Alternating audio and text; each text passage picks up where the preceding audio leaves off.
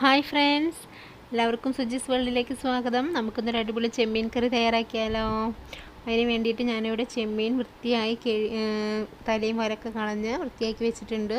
അത് നമുക്ക് ഇത്തിരി മഞ്ഞൾപ്പൊടിയും ഉപ്പും ചേർത്തൊന്ന് മാരിനേറ്റ് ചെയ്യാൻ വെക്കണം. അപ്പോൾ ഒരു അരമണിക്കൂർ അതങ്ങനെ ഇരിക്കട്ടെ. നമുക്ക് കുഴച്ചെടുത്ത് വയ്ക്കാം.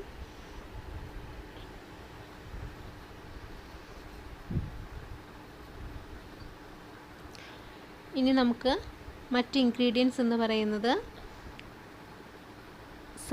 ചെറിയുള്ളി ഞാനൊരു 8-9 ചെറിയുള്ളി ചെറുതായി അരിഞ്ഞ് വെച്ചിട്ടുണ്ട്. പിന്നെ ഇഞ്ചി അരിഞ്ഞ് വെച്ചിട്ടുണ്ട്. പിന്നെ ഒരു വലിയ തക്കാളി ചെറുതായി അരിഞ്ഞിട്ടുണ്ട്. കറി ലീവ്സ് ഉണ്ട്. നമുക്ക് ഒരു 1/4 ടീസ്പൂൺ മല്ലിപ്പൊടി, 1/4 ടീസ്പൂൺ തന്നെ അര ടീസ്പൂൺ മഞ്ഞൾപ്പൊടി എടുക്കാം, 2 ടീസ്പൂൺ മുളക് പൊടി. പിന്നെ നമുക്ക് വേണ്ടത് പുളിയാണ്. കുടംപുളി ഇട്ടാണ് നമ്മൾ ചെമ്മീൻ കറി വയ്ക്കാൻ പോകുന്നത്. വെള്ളത്തിലിട്ട് വയ്ക്കാം. പിന്നെ 1-ാം പാല്, 2-ാം പാല് എന്നിങ്ങനെ തേങ്ങാപ്പാൽ വേർതിരിച്ച് വെച്ചിട്ടുണ്ട്. ഇത്രയുമാണ് ഇൻഗ്രീഡിയൻസ്. നമുക്ക് ചട്ടി അടുപ്പിൽ വയ്ക്കാം. ആവശ്യത്തിന് ഇത്തിരി വെളിച്ചെണ്ണ ഒഴിച്ച് കൊടുക്കാം. അതിലേക്ക് നമ്മൾ അരിഞ്ഞു വെച്ചിട്ടുള്ള ഇഞ്ചി, കറി ലീവ്സ് ഇട്ട് കൊടുക്കാം. അരിഞ്ഞു വെച്ചിട്ടുള്ള ചെറിയുള്ളി ഇട്ട് കൊടുക്കാം. നന്നായി വഴറ്റിയെടുക്കണം. നമുക്ക് എത്ര ചെറിയുള്ളി ഇട്ടോ അത്രയും ടേസ്റ്റാണ് കേട്ടോ. ചെറിയുള്ളി വഴന്ന് വരുമ്പോഴത്തേക്ക് നമുക്കതിലേക്ക് മഞ്ഞൾപ്പൊടി, ഒരു അര ടീസ്പൂൺ മഞ്ഞൾപ്പൊടി,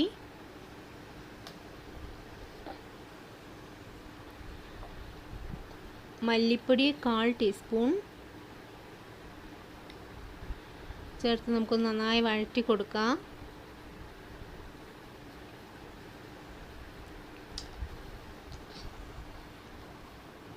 ഇനി നമുക്കതിലേക്ക് മുളക് പൊടി ചേർക്കണം. ഒരു 2 ടീസ്പൂൺ മുളക് പൊടി ചേർത്താം. നന്നായി വഴറ്റി കൊടുക്കാം. ആ മുളകിൻ പൊടികളുടെയൊക്കെ മണം മാറുന്നവരെ നന്നായി വഴറ്റി കൊടുക്കുക.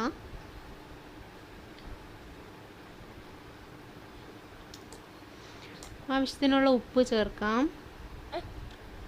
നമ്മുടെ പുളിവെള്ളം ഒഴിച്ചു കൊടുക്കാം.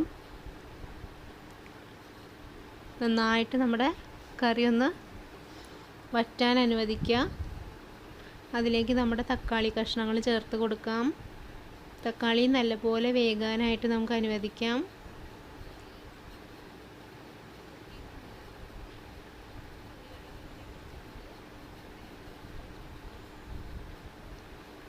ഇനി നമുക്ക് നമ്മുടെ 2-ാം പാൽ ഒഴിച്ചു കൊടുക്കാം. അപ്പോൾ നല്ല ആ കറിയുടെ നിറം തന്നെ കണ്ടോ ഒന്ന് മാറിയത്. എന്തൊരു രസമാണ് കാണാനായിട്ടല്ലേ. അപ്പോൾ ആ പാലൊന്ന് എല്ലാം പിടിച്ച് നല്ലപോലെ ഒന്ന് തിളച്ച് കഴിഞ്ഞാൽ നമ്മുടെ ചെമ്മീൻ നമുക്കതിൽ ആഡ് ചെയ്യാം. ഈ ചെമ്മീനിൽ ഓൾറെഡി നമ്മൾ ഉപ്പും മഞ്ഞൾപ്പൊടിയും ഇട്ടിട്ടുണ്ട്. അത് കാരണം ഉപ്പ് നമ്മൾ ഇടുമ്പോൾ ശ്രദ്ധിക്കണം.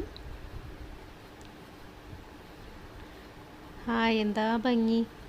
നമ്മുടെ കറി തിളയ്ക്കാൻ അനുവദിക്കുക. ആ ചെമ്മീനുമേലൊക്കെ നന്നായിട്ട് എരിവൊക്കെ പിടിക്കാൻ വേണ്ടി അനുവദിക്കുക. നന്നായിട്ട് ഒന്ന് തിളച്ച് വറ്റി വന്നിട്ടുണ്ട്. നമുക്കിനി 1-ാം പാല് ചേർക്കാം.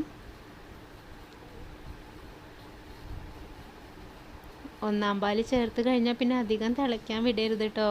കറിയുടെ രുചി പോകും. അത് കാരണം ഒരു ചെറിയ 2 തിള വന്നാൽ നമുക്ക് കറി ഓഫ് ചെയ്ത് വെക്കാവുന്നതാണ്.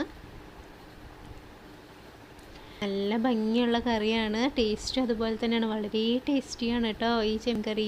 പാലൊഴിച്ച് വെച്ച ചെമ്മീൻ കറി, നമുക്ക് കുടംപുളിയിട്ട് തേങ്ങാപ്പാലൊഴിച്ച് വെച്ച ചെമ്മീൻ കറി എല്ലാവരും തയ്യാറാക്കി നോക്കുക. ഇത്രയും രുചി വേറെ കിട്ടില്ല. അത്ര ടേസ്റ്റാണ്. നമുക്ക് ചോറ് മുഴുവൻ തീരണ തന്നെ അറിയില്ല. വളരെ ടേസ്റ്റിയാണ്. ചെയ്ത് നോക്കുക എല്ലാവരും.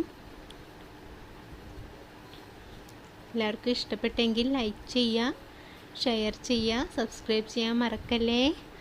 Thank you.